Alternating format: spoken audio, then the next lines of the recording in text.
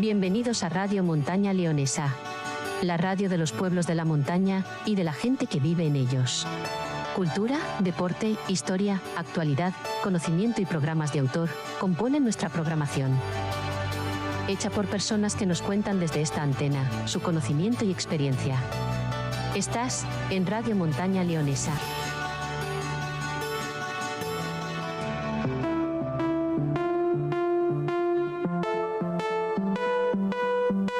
En Boñar, hacemos las cosas amablemente. Un invitado con el que descubrir la vida desde puntos de vista inesperados.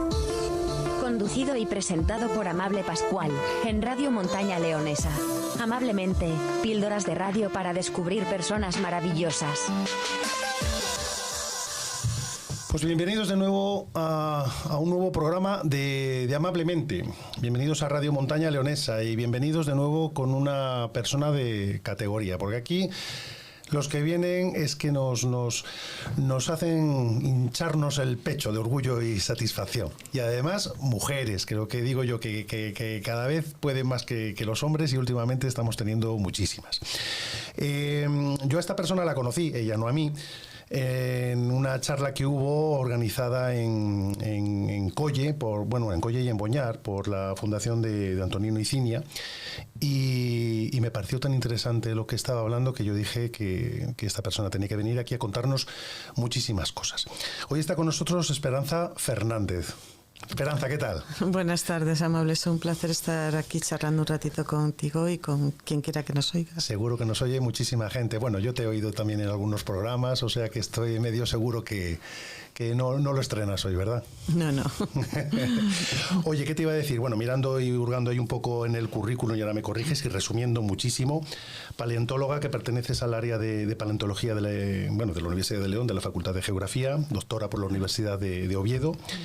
Y bueno, eres docente, tengo ya apuntado en biología, la asignatura de geología y en ciencias ambientales, gestión del patrimonio geológico. Así es, sí. O sea que profesora desde hace mucho tiempo, ¿no? Muchísimo, más de 30 años.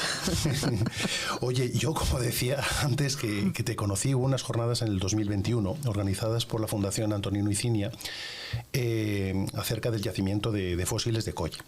Y yo no fui a la charla que se dio aquí en el Ayuntamiento de León, no sé si fue en las escuelas, pero sí fui a la visita guiada que estuviste tú allí.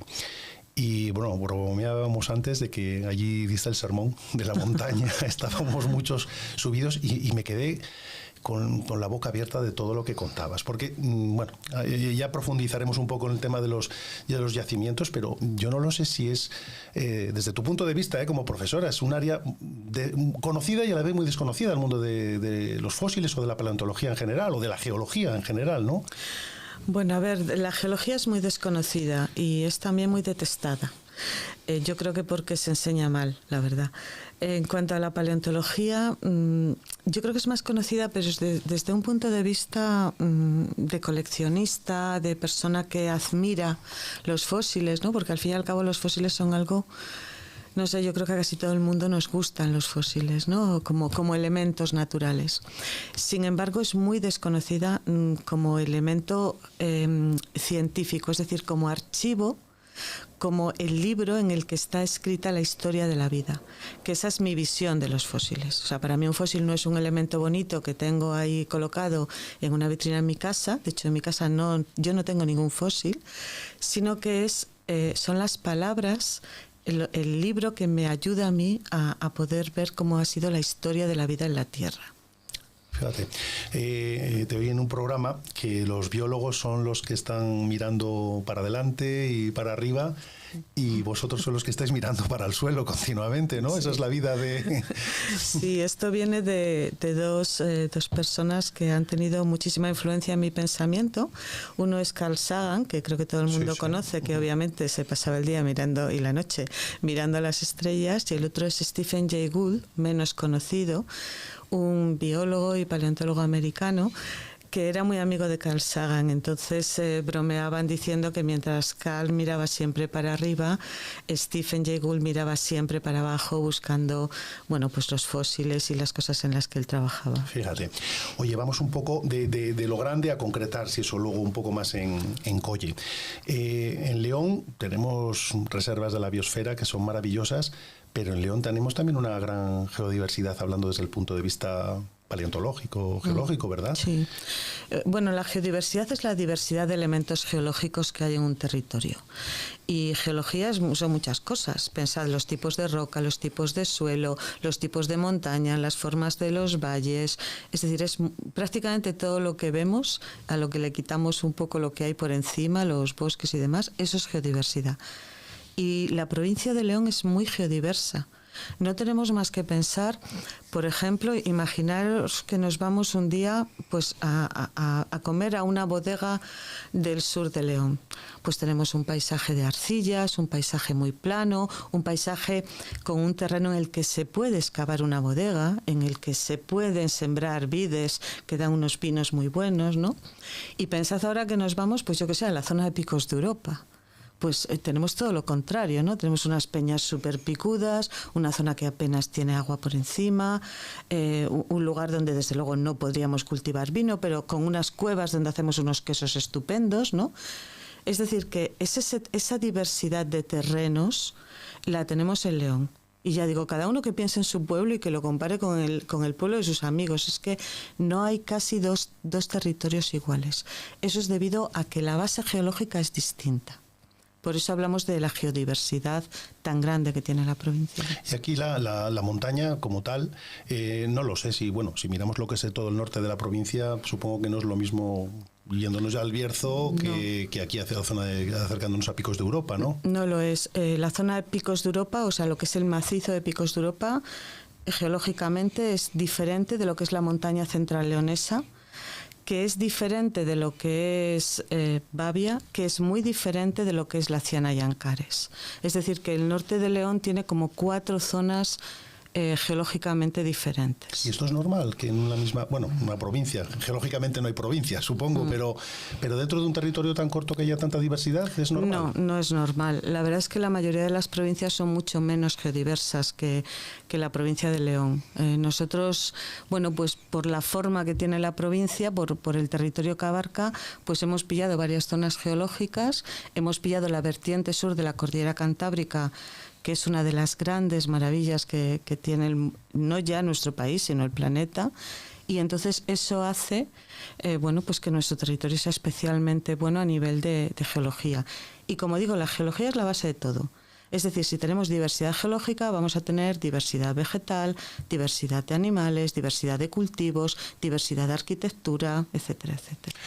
Yo históricamente, y recuerdo, ahora ya no tanto, pero que cuando era chaval había aquí muchos estudiantes de universidades alemanas que se pasaban veranos y más que veranos y decíamos, vienen al yacimiento de Colle, pero ¿por qué vendrán desde tan lejos al yacimiento de Colle?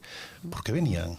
¿O por qué vienen? Yo no sé si siguen viniendo. Bueno, la explicación es que nosotros, sobre todo en aquellos años, no teníamos muchos bosques.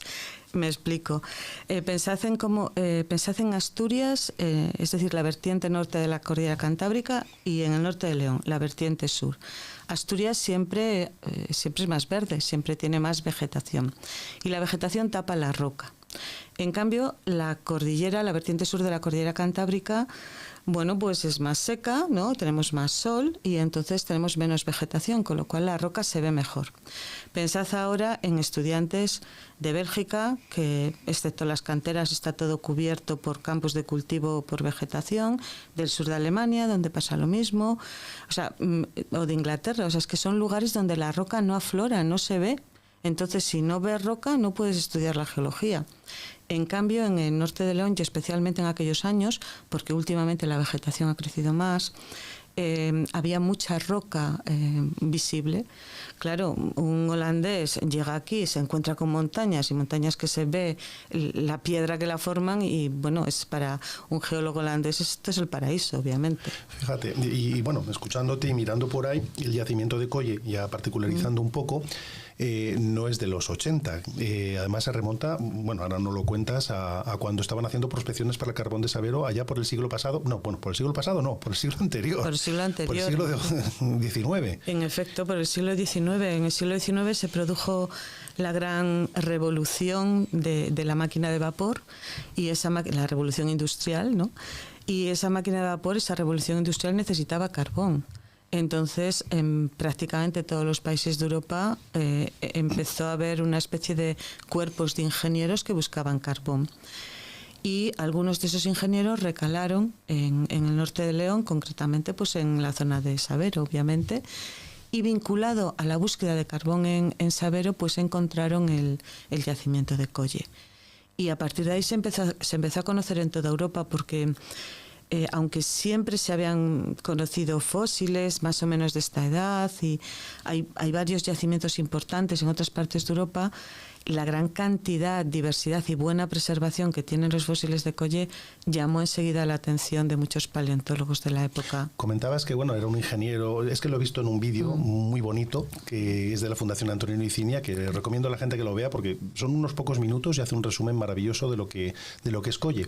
Pero bueno, por adelantarlo, un ingeniero, no sé si fue francés. Casiano de Prado. Casiano de Prado, que avisó luego, encontró eso y avisó a un paleontólogo francés, Edouard de Berny, que no tardó nada en venir aquí a por esto y incluso que hay muchos fósiles en museos franceses, ¿verdad? Desde entonces. Sí, claro. Bueno, fósiles de Colle hay en museos de toda Europa y de más allá. ¿Por qué? Pues porque en primer lugar vinieron pues eso, los franceses y los ingleses, que eran personas que por aquella época ya estudiaban estos yacimientos y estos fósiles, ¿no? Luego, pues en los años 60, 70, 80, pues vino el grupo de ingleses, de alemanes, de holandeses, estos geólogos que comentabas antes, ¿no? Que venían a estudiar y de paso pues se llevaban material. Y bueno, posteriormente el Colle fue estudiado por geólogos españoles, por geólogos de la Universidad de Oviedo, pero era habitual que viniéramos acompañados de profesionales, de especialistas de otros lugares. Por ejemplo, mi grupo de trabajo, que trabajamos varios años en Colle, vinimos con un grupo de especialistas de Alemania. Entonces, obviamente, ellos también se llevaron material a sus universidades. Entonces, fósiles de Colle hay en muchos sitios. Pero estos fósiles a mí no me importa que estén allí, quiero decir que me parece bonito porque si nosotros queremos estudiarlos, sabemos dónde están. O sea, esos museos y esas universidades tienen sus vitrinas con los fósiles de Colle que están a disposición de cualquier especialista que quiera estudiarlos. Porque uno de los problemas, y ya comentaremos qué se puede hacer, porque yo recuerdo que en su momento, cuando la charla esta, la visita guiada, se habló de una cierta, ahora me comentas, categorización de los yacimientos. Entonces, los hay más importantes, menos importantes, y Colle en su momento podía haber sido muy top, pero por el esquilmamiento o el mal cuidado de todo esto, pues no está en esa categoría, ¿no? ¿Qué ocurrió o qué ha ocurrido? Bueno, es importante entender que, claro, como en todo hay geología, quiero decir que incluso en una ciudad hay geología, pues se ha tenido que realizar una especie de trabajo, de valoración de qué es lo que vale dentro de la geología, ¿no? De esa manera, pues lo que se hace es que se establece lo que se llama el patrimonio geológico. El patrimonio geológico son aquellos lugares de interés geológico pues que están validados. LIG, he visto por ahí, ¿no? Sí, LIG. Que hay una serie de especialistas que han dicho, pues esto vale, ¿no? Para decir esto hay una especie como de cuestionario, bastante complejo, porque son muchas hojas, pero son cuestionarios, ¿no? En función de la puntuación que alcance cada lugar de interés geológico previo en ese cuestionario, pues va a tener una categoría. Hay categorías locales y, por ejemplo, aquí se quiere pues poner en valor cualquier cosita pequeña, pero sobre todo hay categorías provinciales, nacionales e internacionales. Colle inicialmente se propuso como lugar de interés geológico nacional y coló, es decir, que a pesar de que tiene una valoración de riesgo de degradación muy alta, está dentro de ese inventario, al menos por ahora, pero no logró la categoría de internacional. ¿Y qué falta o qué faltó? Fósiles. Fósiles. Colle lleva siendo expoliado no solamente por científicos que vamos allá a estudiarlo, sino también por mucha gente que pasa por allí. Hay que tener en cuenta que los fósiles de Colle son muy fácilmente reconocibles. Se pueden coger muy bien, es decir, tú te agachas y los coges con la mano, los metes directamente en el bolso. Están muy bien conservados, con lo cual te apetece llevártelos a casa. Entonces, lo que ha ocurrido a lo largo de estos años es que muchísima gente, desde colegios, pero también familias, gente que le gustan estas cosas, coleccionistas, yo qué sé, todo tipo de gente, pues ha pasado por allí llevándose fósiles. Entonces, en estos momentos, Colle no tiene fósiles. Me puedes decir, no, pues yo estuve ayer y sí que vi, claro, pero hay como una selección. No sé cómo explicártelo. Por ejemplo, pues imagínate que vas a un cóctel y tienes una mesa con unos canapés estupendos, pero hay también unas bandejas que están los canapés un poco mal. La gente cogerá los estupendos. Pues eso es lo que ha pasado en Colle. Los fósiles llamativos, buenos, de gran tamaño, que se reconocen muy bien, esos ya no están porque la gente se los ha llevado. Entonces sigue habiendo fósiles, pero son fósiles que están peor conservados, por ejemplo, que son de individuos juveniles, ya no tenemos los individuos maduros, adultos, los fósiles grandes. Luego está todo muy removido. Hay gente que coge fósiles de la parte superior del yacimiento y los tira en la parte inferior. Entonces, todo esto dificulta mucho el estudio científico. A ver si la vamos a liar todavía hablando. Yo soy uno de los que he pasado por allí y la verdad es que es muy entretenido. Ahora sí, eso nos das una clase de qué es lo que hay en Colle, pero estos que son como tubitos, que parecen gusanos, que no son gusanos, ¿no? Pero claro, es que están allí mismo y los coges y vas con niños y bueno, supongo que todos somos un poco culpables de haber cogido alguno en su momento. Esto, bueno, las cosas son como son ahora mismo. Yo no lo sé si ahí habría que plantear un cierre o alguna cosa, pero bueno, por comentarnos un poco, y ahora nos pasamos a la parte un poco académica, que eres profesora y explicas todo muy bien. Bueno. Eso, por ponernos en perspectiva, y además has comentado alguna vez que eso, el yacimiento de Colle, y allí lo explicas muy bien, es como una especie de película, que hay distintas capas. ¿Esto a qué edad nos remontamos? Al Devónico, ¿no? ¿O cuándo es eso? Que son 420 millones de años. Sí, más o menos Colle está en torno a 420 millones de años. A ver, digamos que entre 410 y 425, si quieres, porque son unos millones de años los que están allí registrados. Y estoy hablando solo del yacimiento, porque el pueblo de Colle está construido sobre unas rocas que, bueno, yo no sé lo que tienen en el propio pueblo, ¿no? Pero sí que en los alrededores del pueblo también tienen fósiles. Quiero decir que en realidad el yacimiento podría ser mucho más grande. Pero lo que es el yacimiento clásico de Colle, lo que es la ladera de la iglesia, ponle que está en torno a 420 millones de años. Y allí lo que comentabas es que en lo que es la misma ladera, que es lo que comentas, y dice, los fósiles hay que estudiarlos en el sitio. Llevados fuera te sacan de contexto y ya no sabes lo que significa. Y hablabas de las capas que puede haber en la misma ladera, dependiendo de lo que hay arriba, lo que hay abajo y todo esto, encontramos las distintas especies, ¿no? Grupos de especies, porque ¿qué hay en Colle? ¿Qué animales, qué fauna había? Bueno, lo que tenemos en Colle es un fondo marino. Es un fondo marino de hace 420 millones de años, no muy profundo, porque la luz llegaba hasta el fondo, por lo menos en bastantes momentos, pero sí muy tranquilo, con aguas muy tranquilas en general, ¿no? Entonces, ¿qué animales habitaban esos fondos? Bueno, pues tenemos sobre todo animales que estaban fijos en ese fondo marino. Pues tenemos corales, que son estos tubitos que tú dices, junto con muchos otros tipos de corales, Tenemos unos animales muy pequeñitos que se llaman briozoos, que seguramente los habéis visto cuando se comen mejillones. Algunas veces en la concha negra del mejillón se observan como unas manchas blancas que son como duras. Pues esos son briozoos. parecen animales insignificantes, pero son muy importantes, o sea, en los ecosistemas. ¿Hay animales, seres vivos parecidos a los que había hace 420 millones de años? Hay corales, aunque no son los mismos corales que entonces. Hay briozoos, aunque no son los mismos briozoos que entonces. Hay braquiópodos, que son unos animales que también existen, aunque en estos momentos son poco diversos y poco abundantes. Son como, si los viéramos, nos recordaríamos a almejas, porque tienen también 2 conchas, pero no servirían para una paella, porque por dentro lo que tienen es como una especie de filamento y punto. O sea, no tienen carne interior y bueno, la concha es diferente de la de las almejas. Pues ese es el tipo de animales que tenemos. Hay también esponjas bastante bonitas, hay muchísimos organismos. Y luego, quien conozca el yacimiento de Colle quizás se haya dado cuenta de que la parte superior tiene un color rojizo. Eso es debido a que en ese fondo marino había una gran cantidad de bacterias que eran también parte importante de los ecosistemas en un momento concreto.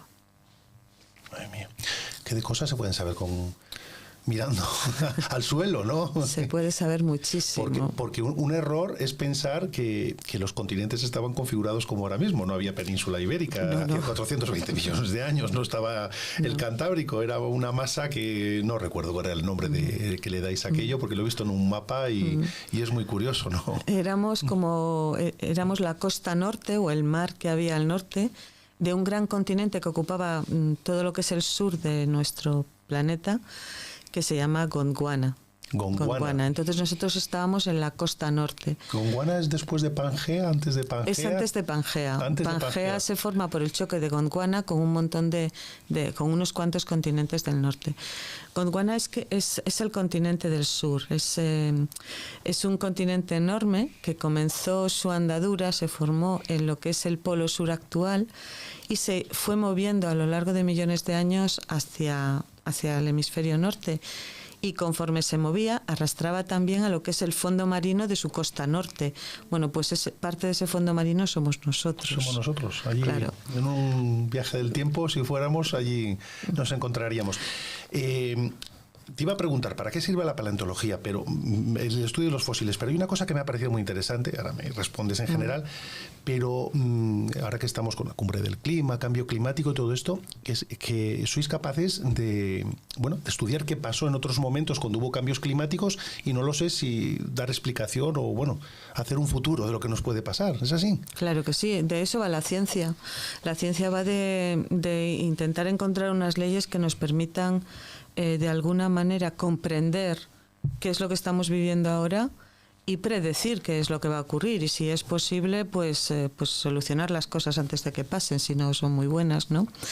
En realidad la paleontología, para lo que nos sirve es precisamente para saber cómo ha sido la vida y la no vida, porque la paleontología te da datos de todo, cómo ha sido nuestro planeta, cómo ha funcionado, cómo ha sido un poco el viaje, la evolución, los cambios de nuestro planeta desde que surgen, por lo menos, el reino animal, los animales, ¿no? Los seres que somos multicelulares y que se nos ve a simple vista, animales, y luego las plantas, que es aproximadamente hace unos 600 millones de años. Entonces la paleontología nos sirve para saber cómo ha cambiado la Tierra desde hace 600 millones de años a ahora.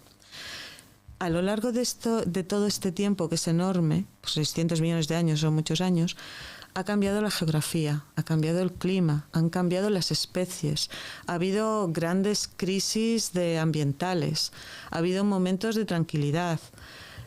Todo esto lo sabemos gracias a la paleontología. Yo siempre digo que los fósiles son muy importantes para nuestra especie, porque sin ellos seríamos como esas personas que de repente pues tienen un accidente y no recuerdan nada, son amnésicas. Entonces no saben que esa persona que le está mirando a los pies de la cama a lo mejor es su mujer o su hijo. Son personas que no saben quiénes son, con quién están relacionados, no saben qué pasó ayer. No saben cómo tienen que funcionar mañana, porque han perdido la memoria. Sin fósiles, nuestra especie carecería de memoria. Imagina por un momento no saber si el resto de los animales están emparentados con nosotros. no saber el origen de cada uno, de dónde venimos, sí. No saber qué pasa en el planeta cuando de vez en cuando hay cambios climáticos, ¿no? O sea, es que yo me sentiría perdida en un mundo así. Lo que pasa es que las unidades de medida temporales que utilizáis se nos escapan un poco. La unidad de medida no sé si es el millón de años o cómo, en qué funcionamos aquí. Obviamente, somos conscientes de eso. Muchas veces yo siempre digo que ser geólogo es tener la cabeza amueblada para entender el tiempo. O sea, lo que nos diferencia a los geólogos del resto de la gente de este planeta es que nosotros trabajamos con el tiempo. El tiempo es un elemento más y obviamente es un tiempo muy alargado, ¿no? Muy extenso. Pero eso no importa. O sea, los acontecimientos son los mismos. ¿Quieres, por ejemplo, ahora nosotros nos enfrentamos a este cambio climático del que hablabas? Es un cambio climático muy rápido, muy, muy rápido. Nosotros a lo largo de la historia de la Tierra hemos tenido cambios climáticos similares, aunque nunca tan rápidos, ¿eh? Esto va a unas velocidades de vértigo. Pero nos sirve para saber, el estudiar el pasado nos sirve para saber qué ocurrió con el planeta cuando hubo esos cambios de clima. ¿Qué especies sobrevivieron? ¿Qué especies no? ¿Cómo cambiaron los ecosistemas? ¿Cuánto tiempo tardó el ecosistema en volver a tener un funcionamiento normal, ¿no? Por lo menos tenemos una guía que nos permite comprender nuestro mundo y saber cómo funcionar. Porque es que sin la paleo es que no tenemos nada. Y hablando en unidades de medida temporal y hablando de fósiles, o igual ahora popularizado más con las películas estas de dinosaurios que son del Jurásico, que yo no sé nada, pero esos son 65 millones de años, ¿no? O por ahí. Más, pero sí. ¿Por aquí se puede encontrar algún fósil de dinosaurio? Yo creo que en León nunca encontraríamos fósiles de dinosaurios. Los dinosaurios son un grupo de organismos, bueno, si exceptuamos a las aves, que son dinosaurios, entonces, si hablamos de dinosaurios no avianos, no aves, son un grupo de organismos que vivió durante el Mesozoico. Para encontrar un fósil de un tiempo concreto necesitamos tener rocas de ese tiempo. Entonces, rocas del Mesozoico es de lo que menos tenemos en la provincia de León. Hay una franja que no es muy ancha, que está entre la zona montañosa del norte y la zona de llanura del sur, ¿no? Yo siempre digo que sigue el tren de la Febe y atraviesas el Mesozoico. Prácticamente ¿Ah, sí? Es así. Pues nada. Sí, porque esto está, ya os he dicho, si es que la geología es lo que determina todo. A la hora de hacer una vía de tren, no lo van a hacer por la zona de montaña, que tienes que hacer túneles y excavar una rocadura. Tampoco lo van a hacer por las tierras de labor del sur, que se te va, es que haces una zanja y se te viene toda el material a la zanja, ¿no? Entonces, ¿por dónde lo haces? Pues por los materiales mesozoicos, que están suficientemente consolidados como para que no se te venga la montaña abajo, pero al mismo tiempo son blanditos. Claro. Entonces, a partir de que el tren llega más o menos a la Robla, lo que hace la Febe es moverse por todo el Mesozoico. Vamos a llamarla la ruta del Mesozoico. La ruta ahora. del Mesozoico, en efecto. Y entonces lo que tenemos es un poquito de, pues eso, de rocas mesozoicas. Pero estas rocas mesozoicas o bien son marinas, y los dinosaurios no habitaban el mar. Por ejemplo, son rocas marinas las que se explotan en las canteras de la Piedra de Boñar. O bien son de ríos, que ahí sí que... La Piedra de Boñar es marina. Es marina, sí. Es marina poco profunda, pero marina. O bien son de ríos, que son las que se explotan en los areneros, que hay también en los alrededores de Boñar, por ejemplo. Sí. Pero esos son ríos muy turbulentos. Entonces, si allí hubiera pisado un dinosaurio, por ejemplo, no se conservaría su huella. ¿Que podríamos en algún momento encontrar algún hueso? Pues hombre, no lo descarto. Pero no es el sitio más adecuado para buscar, ¿verdad? No es el más adecuado. Es cierto que sí que hay algo de restos vegetales, sí que hay flora del Mesozoico carbonizada, pero nunca en todo el tiempo que he estado mirando esas rocas he encontrado algo parecido a un hueso. Bueno, pues el que quiera buscarlos no es aquí, pero oye, que no nos podemos quejar con lo que tenemos en Colle, ¿verdad? Bueno, en Matallana creo que también hay un yacimiento majo, iba a decir, sí. Aunque también bastante fastidiado, ¿no? Sí, antes hablábamos un poco de que la península ibérica y sobre todo lo que es el norte, lo que es la zona cantábrica, era ese fondo marino al norte del gran continente de Gondwana, ¿no? Entonces hubo un momento en que ese continente se movió desde el sur al norte y estaba más o menos por la zona del trópico, del Ecuador, y además coincidió con un periodo bastante cálido en el planeta, que es el Devónico. Durante esos momentos, el ecosistema más habitual en los mares del planeta eran los arrecifes. O sea, hoy nos vamos ahí a la Gran Barrera Australiana y decimos, pedazo de arrecife que hay aquí. Bueno, pues eso no es nada, es un arrecife relativamente pequeño si lo comparamos con los enormes arrecifes que hubo en el Devónico. Partes de esos arrecifes se han conservado en el norte de León y muchos de ellos, como los arrecifes son rocas en general duras, forman montañitas, forman peñas. Yo que sé, Peña Galicia o Peña Canga. O por ejemplo la pequeña montañita que hay justamente en Matallana de Torío, enfrente de las casas de los mineros, ¿no? Esas montañas son arrecifes. ¿Qué significa eso? No es que tengan muchos fósiles, es que son rocas construidas por fósiles. Es una montaña de fósiles, literalmente. De fósiles, claro, sí. Claro. Son rocas que nosotros los llamamos bioconstruidas, porque ha sido la acumulación de esqueletos de fósiles las que han generado esas rocas. ¡Qué maravilla! Pues quién lo iba a pensar que eso era así. Y te quería preguntar, Esperanza, yo no lo sé, claro, estábamos hablando de millones de años, pero yo no sé si es competencia vuestra los restos de animales igual más cercanos que podemos encontrar en el fondo de una cueva. Y fíjate, no sé si un mamut, un tigre de estos dientes de sable, una cosa de estas, ¿es competencia vuestra? Pues depende de a qué competencia te refieras. A ver, los fósiles se definen como elementos naturales procedentes de seres vivos que han vivido en el pasado hace más de 10.000 años. Se ha puesto ese 10.000 años porque si lo definimos como elementos naturales que han vivido en el pasado y que están más o menos conservados, pues llegaríamos un poco a la estupidez de que una bolsa de guisantes congelados es un fósil. Porque es que es así, elemento natural procedente de un ser vivo del pasado que está conservado, ¿no? Entonces, para evitar pues es absurdo, se decidió hace unos años que fósil era todo lo que tenía o procedía de un organismo que vivió hace más de 10.000 años. Entonces, claro, los fósiles de cueva, pues los hay más modernos y los hay un poco más antiguos, pero muchos vienen de 11.000 años aquí, que es, bueno, pues cuando se retiran los hielos y empieza un poco nuestra etapa, lo que se llama el Holoceno, ¿no? La etapa geológica.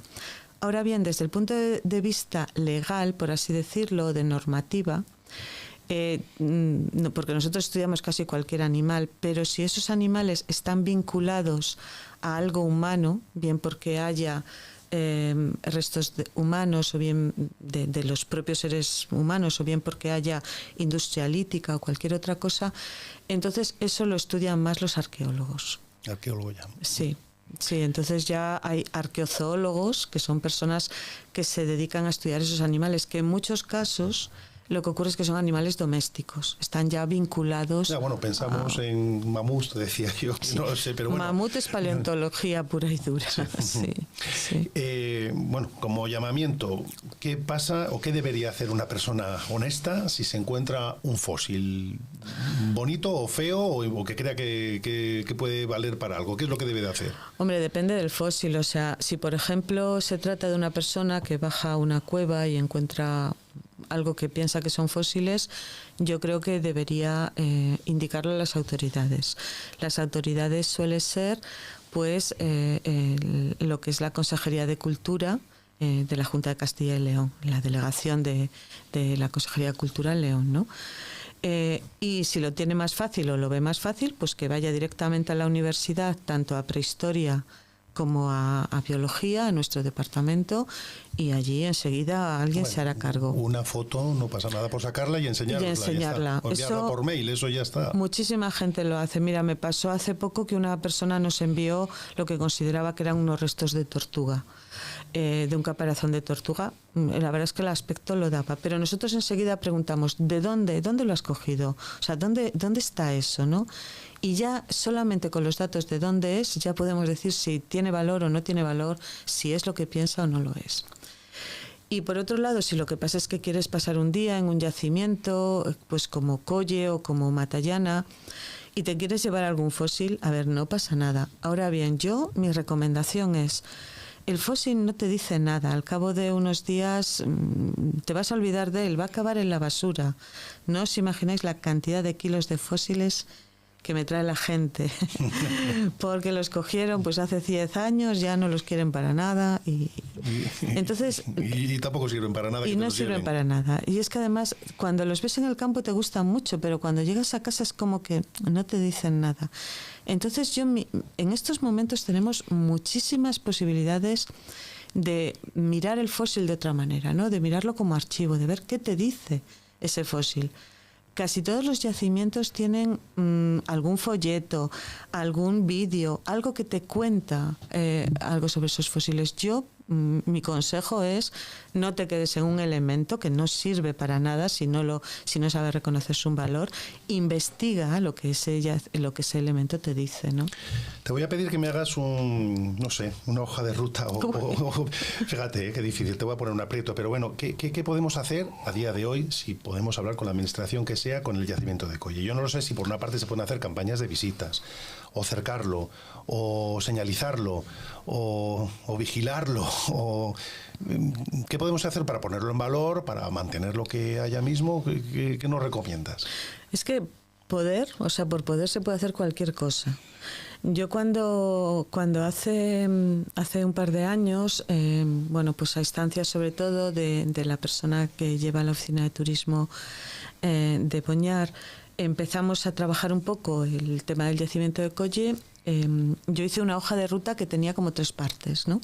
Una primera parte que era hablar con el ayuntamiento, porque el terreno en el que está ese yacimiento pertenece al ayuntamiento.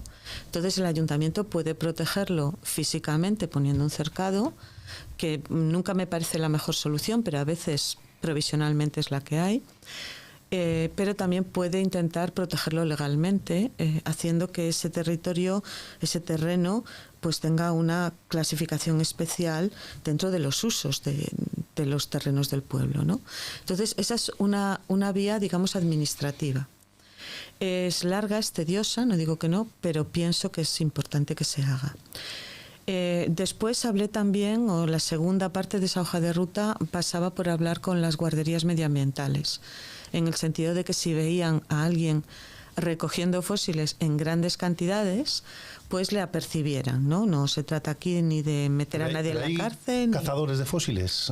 Hay cazadores de fósiles. ¿Y en el mercado negro o blanco? Yo no sé si en los mercadillos hay... A ver, hay una cosa muy clara en la legislación española, y es que no se pueden vender fósiles procedentes de yacimientos españoles.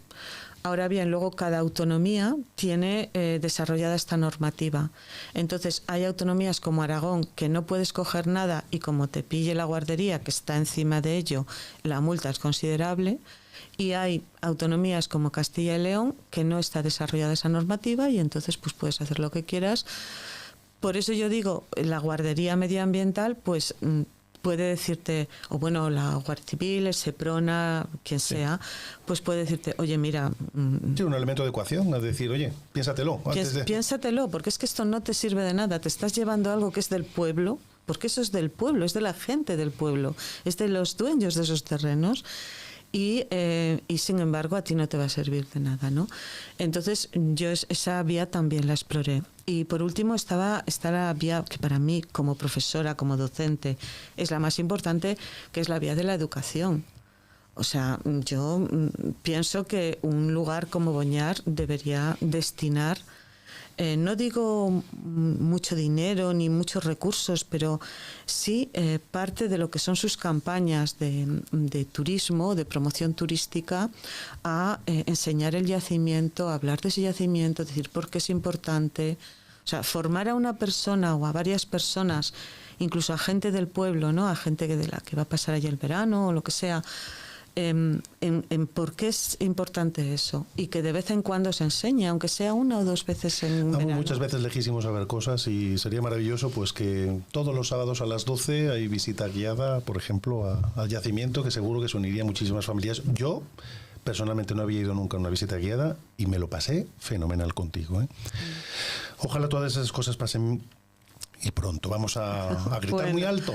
Bueno, yo no lo creo, pero como total mi tiempo es geológico, soy paciente. Espero que no sea dentro de 1 millón de años, porque si no, ¿qué vamos a hacer? Aquí, calladito y muy formal, ha estado hasta ahora Cipri, que no ha dicho ni mu, pero yo creo que ahora va a decir algo, ¿no? Bueno, ya sabes que siempre digo algo. Yo estoy aquí, pero no estoy. Vosotros tenéis una conversación, por cierto, hoy absolutamente cultural, y yo voy fijándome en otras cositas que no sé si son más o menos importantes, pero no dejan de ser otro punto de vista.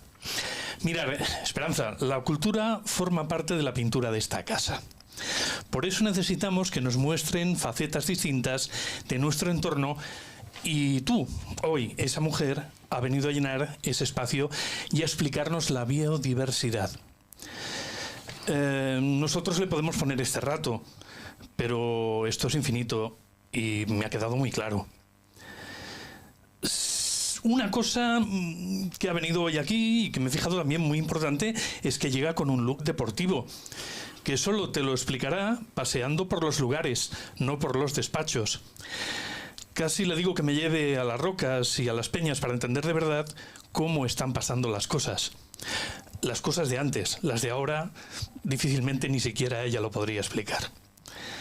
Esta mujer no necesita agua porque sale preparada de casa con su té, el té preferido, y acomodada al lugar al que va y, por supuesto, a lo que va a hacer. ¿Cuántas cosas han pasado en Colle, verdad? Me ha puesto la mano izquierda que la mayoría de vosotros que nos escucháis no teníais ni idea de que lugares de nuestra montaña se han repartido por museos y universidades del mundo, y es posible que a muchos eso no les guste mucho. No les guste, evidentemente, que haya salido de aquí. Más allá de lo bueno o lo malo que sea, porque, bueno, uno tiene que entender que eso, al final, te guste o no te guste, es positivo, porque alguien va a estudiar sobre algo que sucede en tu tierra y además te va a colocar en el mapa de la investigación, del mundo, de la cultura. Con lo que cuenta de Colle, es complicado imaginar que el mar estaba aquí. Y mira que en el pantano intentamos hacer un poco de paddle surf y vela, pero oye, nuestros antepasados de antepasados, vete a saber lo que hicieron en esta costa que, imaginaros, se llamaba Gondwana. Toma ya, Gondwana. Quedaros con el nombre, porque a lo mejor hay que hacer un grupo de estos de redes sociales que tenga ese nombre y que no nos transporte a la África actual. Dicen que no te irás a dormir sin saber una cosa nueva. A fe os digo que esto, hoy aquí, ha sucedido gracias a Esperanza Fernández. Muchas gracias. A ti. Esperanza, qué bonita clase, ¿eh? Bueno, espero que no haya sido muy clase. He tomado apuntes, con cosas que cuando vuelva a Colle, pues algo diré de lo que me has comentado. Que muchas gracias por estar aquí, que no midamos el tiempo en la parte geológica, porque, no sé, igual alguien dentro de 10 millones de años habla de nosotros, pero que no tardemos mucho más en verte por aquí, porque es un placer y aportas muchísimo a la Tierra. No sé si se nos queda algo en el tintero o...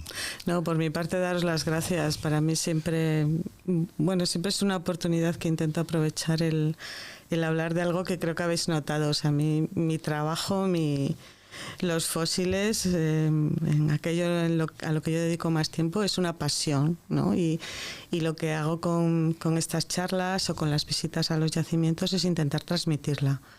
Entiendo que a veces me ven como alguien muy friki, ¿no? Pues eso, deportiva y con el té siempre a cuestas. Pero pienso que a la larga, con el tiempo, a la gente se le quedan algunas cosas de estas, y cuando vuelve a salir al campo siempre hay la cosa de, pues mira, una roca no es solo una roca nos dice cosas, ¿no? Bueno, pues eso es un poco lo que pretendo yo con todo esto. Pues nada, muchas gracias. Que la cantera de paleontólogos y paleontólogas que siga adelante. No sé si tú de pequeña querías ser paleontóloga. Desde muy pequeñita. Sí, pues la vocación yo creo que ha sido muy, muy buena. Muchas gracias por acompañarnos, Esperanza. Gracias. Hasta aquí Amablemente.